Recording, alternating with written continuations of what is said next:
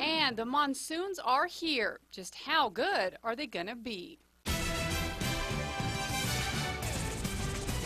Good afternoon. Boy, was it a welcome sight. Last night's rain was long overdue, and the good news, there is much more to come. Here's meteorologist Mark Ronquet. Yeah, Kim, it's a much better setup across the area here. Go ahead and put things into motion with this camera, and you'll see around the Cloudcroft area, or maybe you'll see around the Cloudcroft area that we're getting some rain, and if you're not going to see that, you're going to see the radar, which is on the way as well. Here is a look at what's going on with the storms. Now, each day, we're going to see the storms crank up just a little bit more here, and across the northern portion of the state, we're picking up some thunderstorms, especially out to the west of Raton, over the northern mountains, and really along the spine of the northern mountains as well. Here in the metro area, a few storms are forming along the spine of the east mountains and trying to leak their way into the city. A spot storm will definitely be a possibility here, but our better chances actually come over the next couple of days. From Santa Fe northward, lining up along the edge of the mountains, we're picking up some storms. And really, this is a very similar area to where we saw the storms yesterday between Las Vegas and Santa Fe over the Pecos,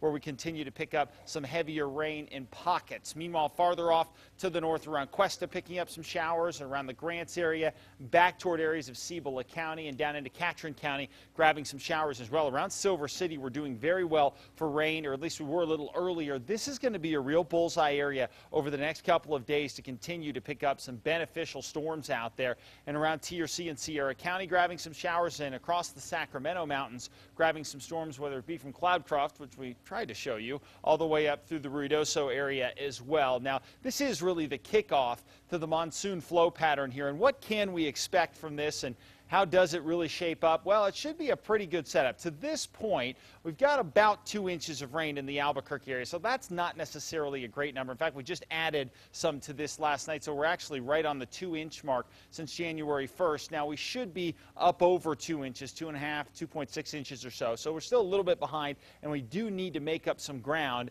in this monsoon flow pattern. Well, how do we usually do out of it? We usually get about 4 inches over the time frame of late June all the way through and into September. So this is a really key time across the area to pick up some much needed rain, and we're definitely going to have that chance. How could we do? Well, look at these. These are the top 4 monsoons of the past about 100 or so years.